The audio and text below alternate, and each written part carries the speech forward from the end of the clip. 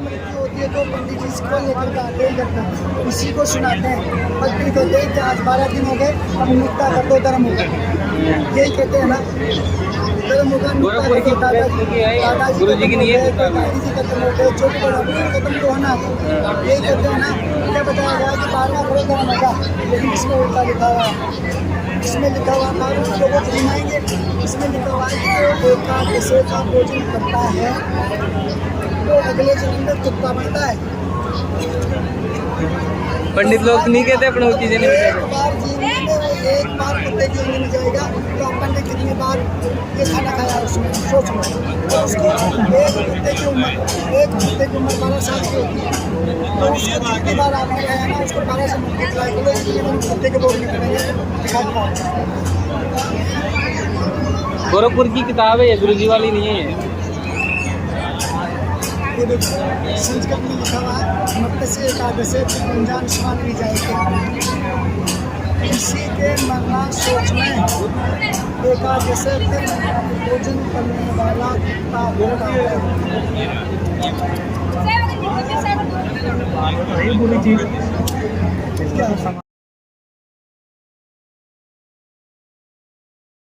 ये हमारे धर्म गुरुओं की गाइडलाइन थी। हमारे को ये शास्त्र विदिता का मनमान्य साधना करवा के सारे भूत बनवा दिए। फिर क्या बताते हैं परमात्मा, जीवित बाप के लट्ठम लट्ठा और मुए गंग पुचैया, और जब आवे आसुज का महीना, और वो कौवा बाप बनैया रे भोड़ी सी दुनिया। सतगुरु बिन कैसे सरिया। जैसे जीवित बाप के साथ तो खेचा तानी रखे नकम्मी आत्मा है उस, और मरने के बाद फिर उसकी गति के लिए चलेंगे कहाँ से। देखो पुणात्माओं, ये हमारे धर्म गुरु कहाँ से गति कराने लगते हैं मृत्यु के उपरांत।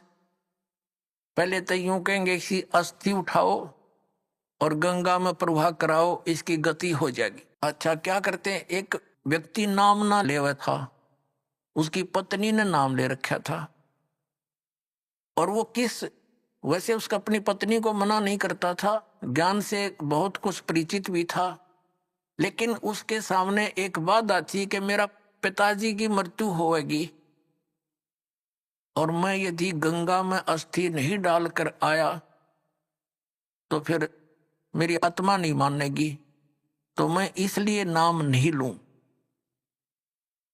एक दिन वो बता रही थी उसकी पत्नी के मेरे तायसरे की मृत्यु होगी, यानी उसके ताऊ की, और वो लेकर गए उसकी अस्थियों को गंगा घाट पे। वहां बैठे वो पांडे, और वहां इन्होंने अपने अक्षेत्र बांट रखे हैं कि ये मेरे क्षेत्र का, ये मेरे क्षेत्र का।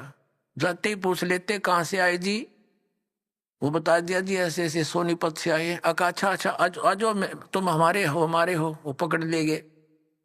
तो वहां जाकर उसने देखा, खोल कर पिछला सारा इतिहास बता देते हैं। तो क्या बोले वह, नो बोले यजमान इब कद बहुत दिन माए रे तेरा गजब हो। अब उन्होंने कह रही थी कि वो बतावा था उसका पति के मेरा माथा ठनक्या कि दुश्मन तो इनो बाट देखा हम रोज मरा, इनो क्या इब कद बहुत दिन माए गति करान। तो वो कहने लगा उसके बाद मेरा वहां से मन हट गया कि वो तो हमारी सारा दिन जो है ना ये कुशोण मनावे है।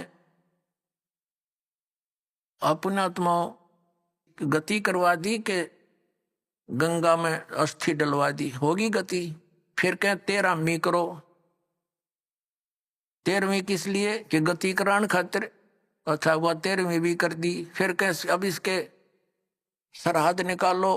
पहले प्रत्येक महीने किया करते, फिर छठे महीने और बड़ा व्यवस्था करते थे, और फिर 1 वर्ष के बाद वो कंप्लीशन होता था, उसका समापन करते थे। 1 साल में पूरे वर्ष लगे रहते थे गति कराने। और फिर क्या करते हैं, परमात्मा कहते हैं प्रेत शिला पैजा बिराजे पितरों पिंड भराई।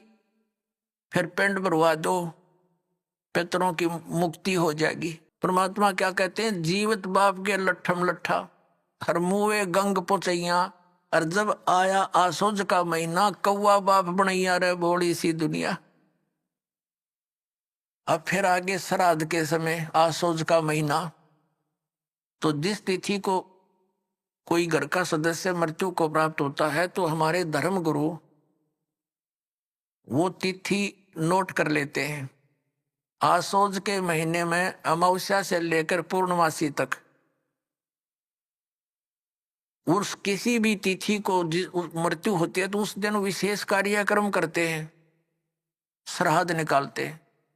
और सबसे पहले क्या करते हैं, वो बना के भोजन ऊपर रखते हैं छत पे, और उसी समय कौवे आकर खा जाते हैं। तो वो क्या कहते हैं हमारे धर्मगुरु, देखो भोग लग गए तेरे पिताजी, हो सकता कौआ बन रहे हो। अरे भले आदमियों, गति करान लागे थे, कौआ बना के छोड़ दिया। ये है इनके साधन। अब परमात्मा कहते हैं प्रेत सला पैजा विराजे पितरो पिंड भराई, और बहुत श्राद्ध खान को आए काग बने कलमाही। आगे क्या बताते हैं, जय सतगुरु की संगत करते सकल कर्म कट जाई, अमरपुरी पर आसन होते जहां धूप ना छाई।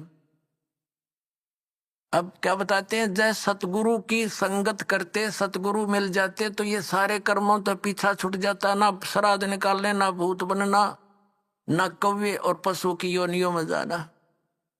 और फिर क्या होता, अमरपुरी पर, अमरपुरी जिस स्थान का कभी नाश ना हो, सतलोक सनातन परम धाम की प्राप्ति हो जा, जब सतगुरु मिल जा तो और ये झंझट मिट जा सारे। और ये हमारे गुरुजी धर्म गुरु ने कहा श्राद्ध तो वैसे निकालना चाहिए, इन्हें तो हमारे कर्म बिगड़वाण का ठेका ले रखा था। पुण्यात्माओं, पवित्र हिंदू धर्म के जो सदग्रंथ हैं, पवित्र चारों वेद और पवित्र श्रीमद् भगवत गीता, और पांचवा वेद जो परमात्मा कबीर जी की वाणी जो उनके मुख कमल से बोला गया, उसमें कंप्लीट ज्ञान है, सभी सदग्रंथों का सारांश है। वो तो इनके हाथ नहीं लगा, क्योंकि उन्होंने इन संस्कृत के ज्ञाताओं ने वो तो रिजेक्ट कर रखा था। कबीर साहब की वाणी तो एक अशिक्षित की वाणी है, इस करके वो हमारे पास, हमारे तक नहीं आने दिया। तो इनमें जो पुराण हैं, ये पुराण क्या चीज है, गीता और वेद, ये चारों वेद, उन चारों वेदों का सारांश श्रीमद् भगवत गीता। लेकिन श्रीमद् भगवत गीता में कुछ अटकल युद्ध कराने के लिए इस काल भगवान ने लगाई है, वो अलग से दिखाई देती है। और जो वेदों से मेल खाता वो गीता जी का ज्ञान खरा है, बिल्कुल सत्य है। तो हमने, क्योंकि वो वेद ज्ञान गॉड गिवन है, परमात्मा का दिया हुआ है, तो हमने परमात्मा के आदेश का पालन करना है। और पुराण क्या है, ये ब्रह्मा जी द्वारा दिया गया ज्ञान, ब्रह्मा जी से सुना, फिर कुछ अन्य ऋषियों ने किसी और से सुना हुआ ज्ञान, वो सब खिचड़ी बना के पुराण बना दी। अब वेदों में इन श्राद्ध आदि कर्म कांड का निषेध है, और गीता जी में निषेध 9वें अध्याय के 25वें श्लोक में स्पष्ट किया है, भूत पूजने वाले भूत बनेंगे। ये देखिएगा, श्रीमद् भगवत गीता, गीता प्रेस गोरखपुर से प्रकाशित है, जयदयाल गोविंद का इसके अनुवादक है। ये है अध्याय नंबर 9, श्रीमद् भगवत गीता, श्लोक नंबर 25। देवताओं को पूजने वाले देवताओं को प्राप्त होंगे, पितरों को पूजने वाले पितरों को प्राप्त होते हैं, और भूतों को पूजने वाले भूतों को प्राप्त होते हैं, और मेरा पूजन करने वाले मुझको ही प्राप्त होते हैं। अब ये श्राद्ध कितना आगे, फिर अब आपको दिखाते हैं झलक पुराणों में क्या लिखा है। एक मार्कंडेय पुराण है,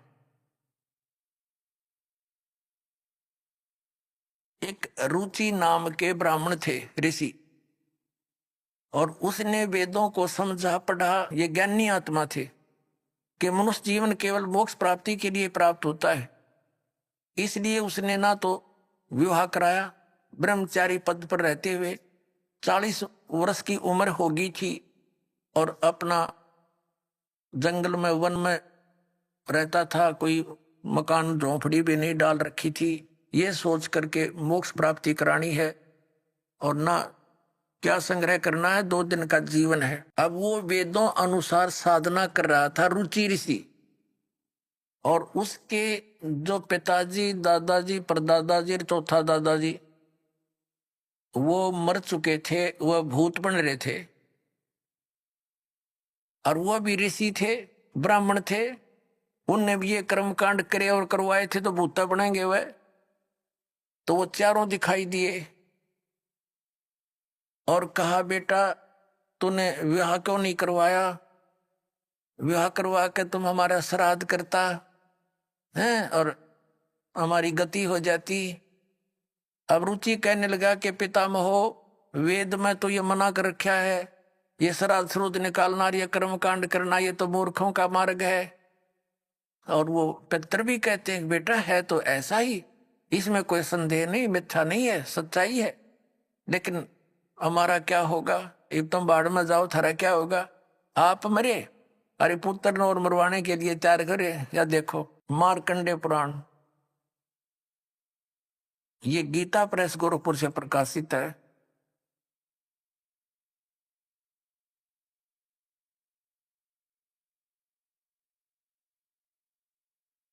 गीता प्रेस गोरखपुर से प्रकाशित है, ये गीता प्रेस गोरखपुर से प्रकाशित है।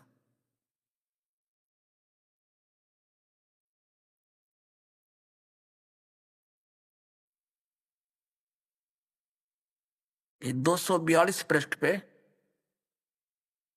संक्षिप्त मार्कंडेय पुराण, रोच्य मुनि की उत्पत्ति कथा।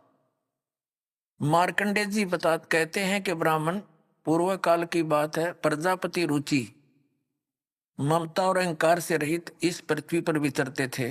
उन्हें किसी से भय नहीं था, वे बहुत कम सोते थे। उन्होंने न तो अग्नि की स्थापना की थी, न अपने लिए घर ही बना रखा था। वे एक बार भोजन करते और बिना आश्रम के ही रहते थे। उन्हें सब प्रकार की आसक्तियों से रहित एवं मुनिवर्ती में देख उनके पितरों ने उनसे कहा, ये देखिए ये चारों आगे भूत बन रहे, ये देखो ये रुचि ऋषि है, ये इनके पहले बने हुए वो पंडित जी सारे भूत पूज का भूत बन गए। अब ये दिख गए इसने सारे इकट्ठे। पितर बोले, बेटा विवाह स्वर्ग और अपवर्ग का हेतु होने के कारण एक पुण्यमय कार्य है। ये तो इन पितरों के वचन हैं, ये तो पितरों के वचन है जो अपनी सलाह दे रहे हैं। अब देखना, उसे तुमने क्यों नहीं किया। ग्रस्त पुरुष समस्त देवताओं, पितरों, ऋषियों और अतिथियों की पूजा करके पुण्यमय लोकों को प्राप्त करता है। वह सभा के उच्चारण से देवताओं को, शब्द से पितरों को तथा अन्नदान, बलि, वैष्णदेव आदि से भूत आदि प्राणियों एवं अतिथियों को उनका भाग समर्पित करता है। बेटा हम ऐसा मानते हैं कि गृहस्थ आश्रम को स्वीकार न करने पर तुम्हें इस जीवन में कलेश पर कलेश उठाना पड़ेगा तथा मृत्यु के बाद और दूसरे जन्म में भी कलेश ही भोगना पड़ेगा। रुचि ने कहा, पितरगण, परिग्रह मात्र ही अत्यंत दुख एवं पाप का कारण होता है तथा उससे मनुष्य की अधोगति होती है। यही सोचकर मैंने पहले से स्त्री संग्रह नहीं किया। अब यहां देखो, पितर बोले, बेटा जितेंद्रिय होकर आत्मा का प्रक्षालन करना उचित है, किंतु तुम जिस मार्ग पर चल रहे हो वह मोक्ष मार्ग है। बता, इसने तो घटिया मान रहे मोक्ष मार्ग ने कि तुम जो कर्म कर रहे हो जिस मार्ग पर चले तो मोक्ष मार्ग है। अरे हम बतावांगे पितृवर्ण का मार्ग। देखिए, रुचि ने पूछा, पितामहो, वेद में कर्म मार्ग को अविद्या कहा गया है, जो तुम सलाह दे रहे हो वो कर्म कांड, श्राद्ध श्रुद्ध निकालना, पितृ पूजना, वो तो मूर्खों की अविद्या का है, मूर्खों का सलाह कही है। फिर क्यों आप लोग मुझे उस मार्ग में लगाते हैं। पितर भी कहते हैं, पितर बोले, यह सत्य है कि कर्म को अविद्या ही कहा गया है, इसमें तनिक भी मिथ्या नहीं। फिर थारा सिर बच गया, फिर क्या रह गया बता भाई। ये हमारे पुराणों में लिखा है। अब इस बात को पितर भी मानते हैं कि जो तो आप जो साधना करे तो मोक्ष मार्ग है, और आप फिर उसको सलाह दे रहे हैं भूत पूज श्राद्ध निकाल ब्याह करवा, और यो नरक मार्ग है। और आप भी मानते हैं कि आप जो मार्ग अपना रहे हो तो मोक्ष मार्ग है। और रुचि कहता है वेद के अंदर तो इसको अविद्या मूर्खों की साधना बताइए, तो पितर भूत पूजना श्राद्ध निकालना, और पितर स्वीकार भी कर रहे हैं, कहा ऐसा ही है, इसमें कोई मिथ्या नहीं। फिर ये बकवाद गट रखी, अगर मुगरों में ऐसा कर लो, पितर ऐसा कर देते हैं, पितर पुत्र दे देते हैं, टट्टू दे देते हैं, आपा भूखे मरे बतावे, मूर्ख बना रखा है।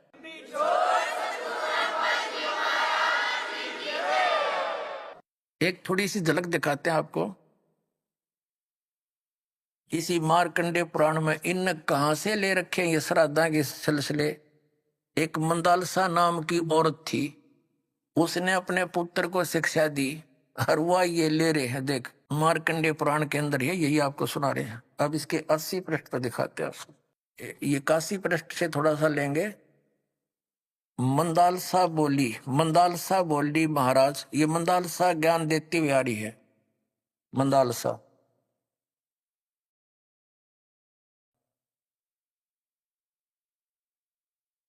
ये 82 पृष्ठ पे संक्षिप्त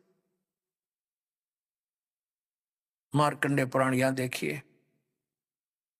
अब ये क्या सलाह दे रही है कि जो पितर देवलोक में है और जो त्रिक योनियों में ये पशु पक्षी बने हुए हैं, और जो मनुष्य योनियों में एवं भूत वर्ग में स्थित हैं, भूत बन रहे हैं, और वे पुण्यात्मा हों या पापात्मा, जब भूख प्यास से विकल होते हैं तो वे अपने कर्मों में लगा हुआ मनुष्य पिंड दान तथा जल दान के द्वारा उन्हें तृप्त करता है। इसी तरह वह देवताओं और अतिथियों को भी संतुष्ट करता है, रखता है। देवता, मनुष्य, पितर, भूत प्रेत, गुहक पक्षी, कृमि और कीट आदि भी मनुष्यों से ही जीविका चलाते हैं। अब ये क्या बता रही है कि चाहे तो वो जो पितर देवलोक में हैं, जो त्रिक योनिया में पड़े हैं, और जो मनुष्य योनियों में यानी भूत आदि पितर पैतर बन रहे हैं, वे पुण्यात्मा हों या पापात्मा, सब भूखे प्यासे मरते रहते हैं। तो वो टट्टू देवलोक में हुए, भूखे मरते प्यासे मरे। अब क्या बताते हैं आगे, ये देखिएगा यहां क्या बताया है 92वें पृष्ठ पर, संक्षिप्त मार्कंडेय पुराण 92वें पृष्ठ पे। इनमें से जो नरक में निवास करते हैं, जो पशु पक्षी की योनियों में पड़े हैं, तथा जो भूत प्रेत आदि के रूप में स्थित हैं, उन सब को विधि पूर्वक श्राद्ध करने वाला यजमान तृप्त करता है। कैसे करता सुनो। मनुष्य पृथ्वी पर जो अन्न बिखेरते हैं, उनसे पिशाच योनि में पड़े पितरों की तृप्ति होती है, जो जमीन पर दाने डाल देते हैं। बेटा, स्नान के वस्त्र से जो जल पृथ्वी पर टपकता है, उससे वृक्ष योनि में पड़े हुए पितर तृप्त होते हैं। जो रूख वृक्ष बन गए, उन नन्हों का नहा जो वस्त्र ने छोड़ दिए ना, वो वृक्ष योनि में पड़े हुए तृप्त हो जाएंगे। अरे भले आदमियों। अब ये एक बार क्या था, परमात्मा कबीर जी काशी में गंगा घाट पर चले गए। गंगा का एक घाट बना हुआ है, वहां पर ये ब्राह्मण लोग सूर्य को यानी ऐसे सूर्य की तरफ मुंह करके गंगा से जल उठावें और वहीं डाल दें। कबीर साहब बढ़कर उसमें गंगा में घुटनों पानी में और ऐसे नौकरन लगे, गंगा के जल को पटरी पर फेंक रहे पूरी स्पीड तक। अब वो सारे पंडित जी अपना काम छोड़ कर कबीर साहब की ओर देखने लगे। कहने लगे, वो कबीर ये क्या कर रहा तू? कबीर जी बोले, आप क्या कर रहे हो? मैंने ना पूछा, तुम क्यों पूछ रहे हो मेरे से? कहते, आप बताओ आप क्या कर रहे हो? कि हम अपने पितरों को स्वर्ग में जल भेज रहे, ये हम यहां जल डाल रहे हैं ना, ऐसे मंत्र बोलकर ऐसे सूर्य की तरफ मुंह करके, ये वहां स्वर्ग में हमारे भूखे प्यासे पितरों को जल प्राप्त होगा। परमात्मा बोला मैंने एक बगीची लगा रखी अपनी झोपड़ी के आगे और मैं उस बगीची को सींच रहा हूं। फिर मंड के करड़े हो गए। तो वो कहने लगे रे भोले आदमी इतनी दूर कैसे जाएगा, जल ये तो यहीं पड़ा है। वो तेरी झोपड़ी के आगे बगीची जो छोटी सी लगा रखी वो कैसे सिंचाई होगी इससे कि एक लाखों किलोमीटर दूर मील दूर तुम्हारे पितरों को स्वर्ग में ये पानी मिल सकता है, तो ये 2 किलोमीटर पर क्या दिक्कत आएगी इसको।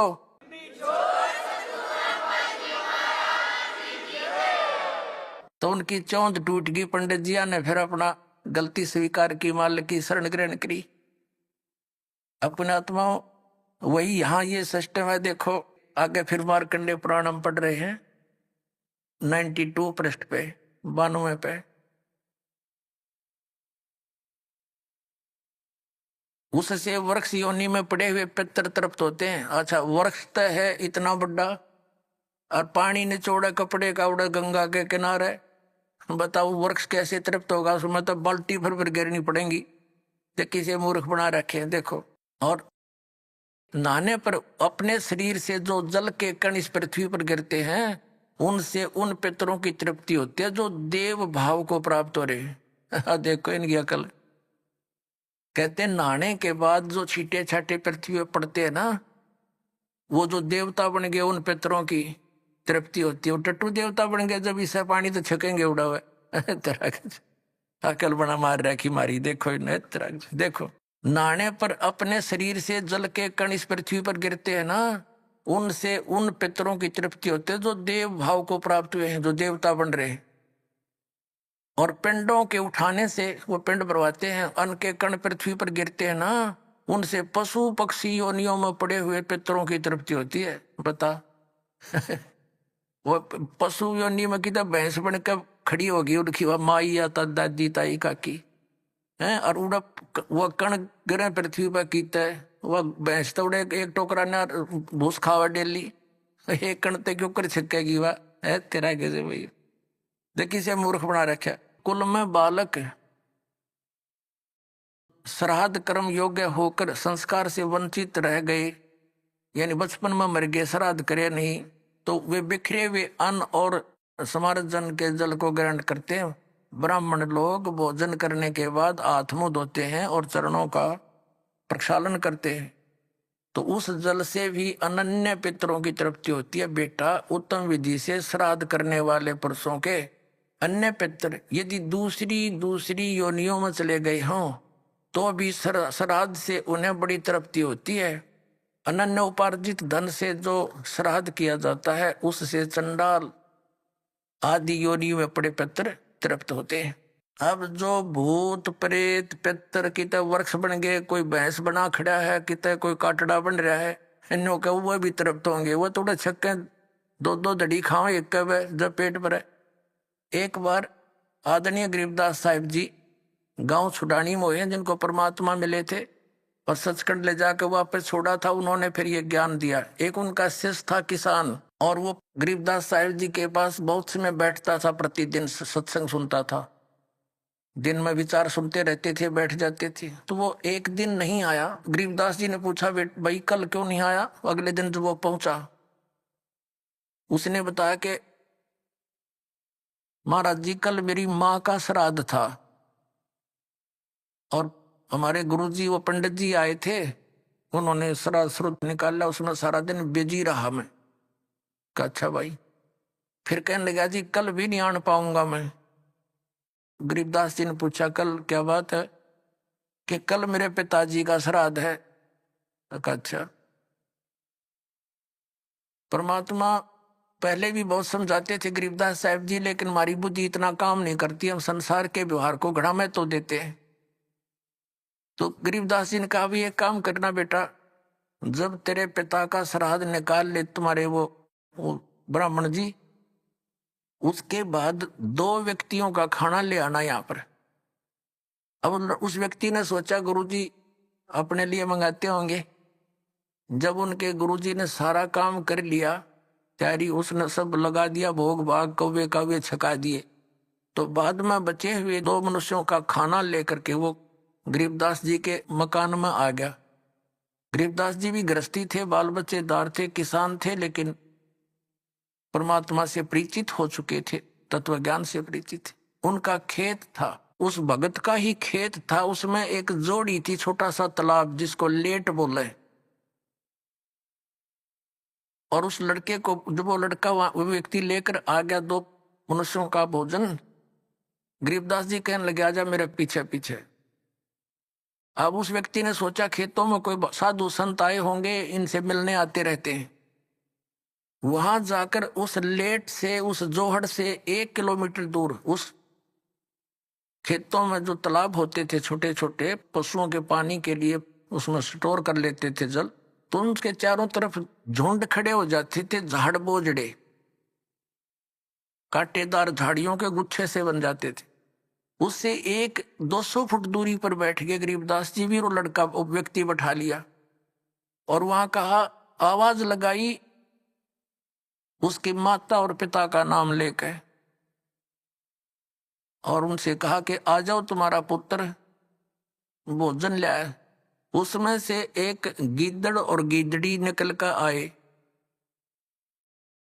और वहां आकर खड़े हो गए। और लीला थी गरीबदास साहिब जी की, और कहा बेटा ये तेरी माँ, यो तेरा बाबू, ये तेरा पिताजी, इन्हें खिला भोजन। वो दर दिया खोल कर उसने। अब वो छक गए दोनों, 1 मिनट खा गए फटाफट और खा कर भाग गए। अब गरीबदास जी बोले कि तुम्हारे गुरुजी क्या कह रहे थे कि 1 दिन के भोजन खिलाने से और 1 वर्ष तक तुम्हारे पिताजी पितर जो जिस भी योनि में है वो तृप्त रहेंगे। अखा जी ऐसे कह रहे थे, ये दोनों भूखे मरे थे, देखा गए सारे ने, और भोगते ला के आए हो तुम्हें। अखा जी उस दिन पीछे कान पकड़ लिया कि जी बाढ़ में जाओ, या ये तो बकवाद है सारी, तो छोड़ दी सारी वो लोकवेद और दंत कथा, मनमाना आचरण उस प्यारी आत्मा ने। तो पुण्यात्माओं, परमात्मा कहा करते थे कि तुम 1 दिन तो आहार करा देते हो, मान लीजिए तुम्हारी बात बड़ी करें, और तुम्हारे पिताजी या माताजी जब जीवित थे दिन में 2-2 बार तो पक्का रोटी खाते थे। अरे तुम कहो 1 दिन के खाने से 364 दिन, कोई जरूरत नहीं, ये कोई संभव बात है तुम्हारी? 1 दिन तुमने भोग लगा दिया, 364 दिन क्या खाएंगे वो? मान लीजिए तुम्हारे पिता काग बन गए, कौवे, तो रोज भोग ला दो उनका, 2 रोटी तोड़ के ऊपर रोज फेंक दो ताकि उनका पेट भरा रहे। ये 301 दिन ये फंड करने से कोई फायदा नहीं। कहने का भाव यह है कि वो तो जो बन चुके। अब पुण्यात्माओं, जब हम सत भक्ति करेंगे और इस साधना के करने से आपके जो पितृ भूत प्रेत आदि बने हुए हैं, और चाहे वो किसी योनि में है ये पितर वाली सिस्टम में, तो उनकी भी मोक्ष हो जाएगा आपकी भक्ति करने से। अपने आत्माओं, ये सत्कर मान लेना, ये दास आपको समय अनुसार सब क्रियाएं बताएगा। इन एडवांस करने से आप अपना क्रम बिगाड़ बैठोगे। आप अपनी भक्ति करते रहो और समय आने पर ये सब आपके पितर वगैरह भी इस साधना से ही इनकी मुक्ति हो जाएगी। अब क्या होता है, जैसे इन्हीं पुराणों में लिखा है कि 1000 ब्राह्मण भोजन कर रहे हों, जैसे इन्होंने पितरों की और भूतों की श्राद्ध की वो विधि बता रखी है कि पितरों के लिए भोजन कराओ, ब्राह्मणों को तो ऑड नंबर में हो, जैसे 1, 3, 5, 7 ऐसे हो, और बाकी इवन नंबर में हो, ऐसी संख्या में जमाने चाहिए। और विष्णु पुराण में लिखा है कि 1000 ब्राह्मण जिमते हो, भोजन कर रहे हो, और उनके सामने एक योगी माने भगत, सच्चा भगत, सत्साधक, सत साधना करने वाला, परम अक्षर परमात्मा का जो साधक है वो वास्तव में भगत योगी होता है। योगी का अर्थ ये नहीं ये पेट का पानी हला के दिखा दे और आसन उसन कर रहा हो ना, ये योगी नहीं, ये तो एक प्राकृतिक चिकित्सक कह सकते हैं, वो योगी है। योगी का अर्थ होता है भक्त, परमात्मा से मिलने की जो कोशिश कर रहा है वो योगी है, भक्त यानी सच्चा साधक। ये देखिएगा, श्री विष्णु पुराण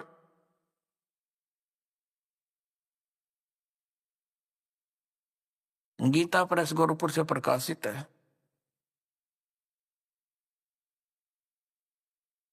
इसके अनुवादक हैं मुनीलाल गुप्त। ये गीता प्रेस गोरखपुर से प्रकाशित है।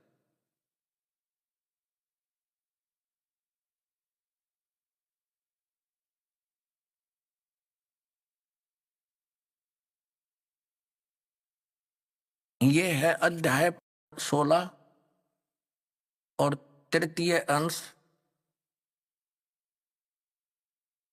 और पृष्ठ नंबर 213 पर।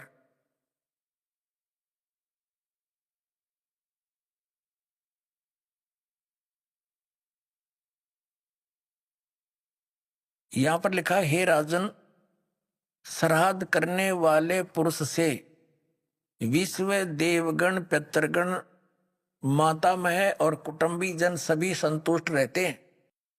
हे भूपाल, पितृगण का आधार चंद्रमा है और चंद्रमा का आधार योग है, भक्ति, और इसलिए श्राद्ध में योगी जन को नियुक्त करना अति उत्तम है, यानी सत साधक को।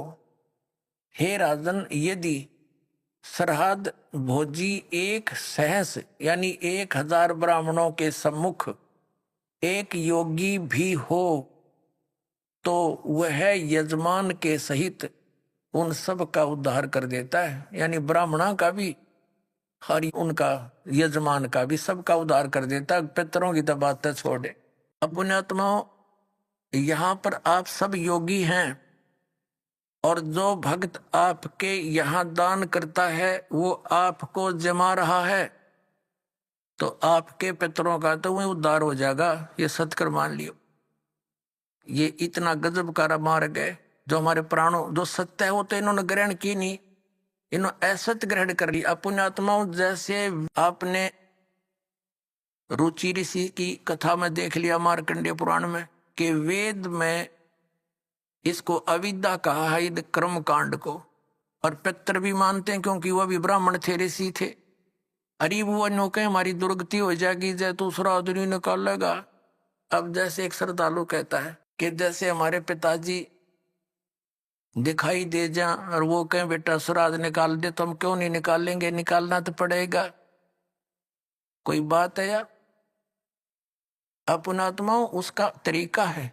जैसे किसी का बालक और कुएं में गिर गया,